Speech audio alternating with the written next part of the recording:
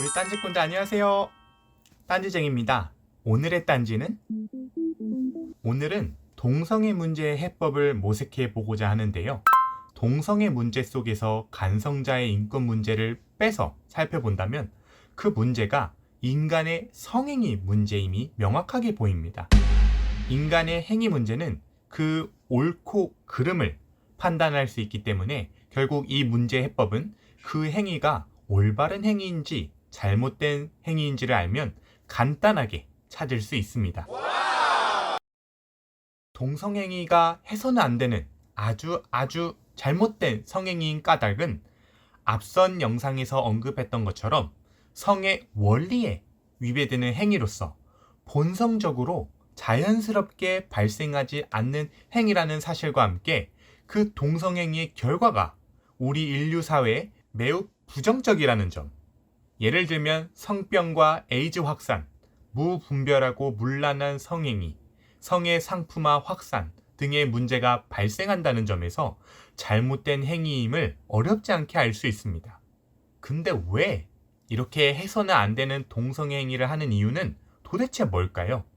동성애 연구 결과로 밝혀진 여러 이유들 속에 숨어있는 그 근본적인 원인이 성에 대한 잘못된 가치관 문제로 파악됩니다. 즉, 어떠한 사건들로 인해서 성에 대한 부정적 또는 편협된 인식을 갖게 되었다는 점입니다. 그 외에 동성애 행위자들은 성을 단순히 자신의 성적 쾌락을 추구하는 육체적 성욕 수단으로만 인식하고 있다는 공통점이 발견됩니다. 성적 쾌락에 초점을 두고 성행위를 추구한다면 동성애가 주는 강력한 쾌락의 유혹에 쉽게 넘어갈 수 있는 이유이기도 합니다.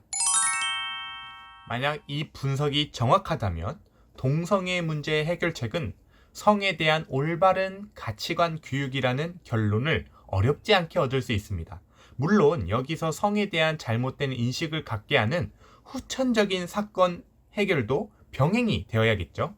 그리고 동성애의 시작과 확산은 간성자들의 성행위로 인한 것임을 어렵지 않게 추론이 되면서 간성자들의 문제 해결이 동성애 문화 확산 방지에도 시급하고 절실한 이유입니다.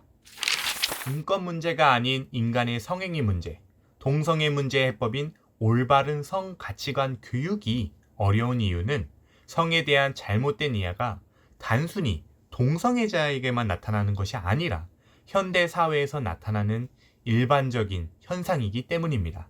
올바른 성의 가치를 주장하는 혼전과 결혼 후에 순결 등을 주장하는 움직임에 대해서 편견과 선입견 그리고 부정적인 시각으로 바라보는 우리들의 문제라는 점입니다. 이젠 우리부터, 나부터 성에 대한 올바른 이해를 갖고 있는가 물어야 한다고 봅니다. 그것이 동성애 문제의 근본적인 해결책으로 보입니다. 이를 위해서 저희 성딴지 방송 딴지쟁이는 앞으로도 더 열심히 고귀한 성의 절대 가치와 그 실천을 외칠 겁니다. 동참해 주실 거죠?